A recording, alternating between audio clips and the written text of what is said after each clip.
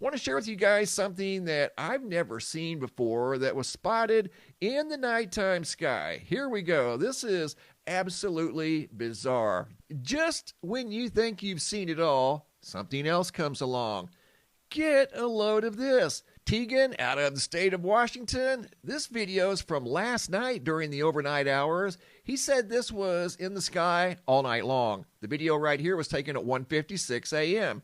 He's zooming out for perspective purposes to kind of get an idea of how high up in the sky that thing was. A few thousand feet high. And it remained in the sky, according to Tegan, all night long. Wait till we zoom in on this thing.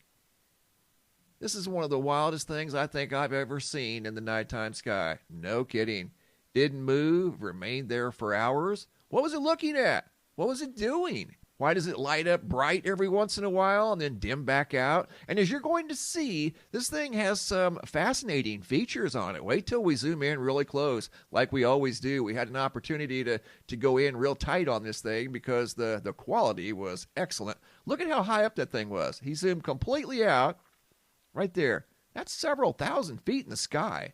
That's not anywhere near the ground. Here's the still images of this object. Look at the quality.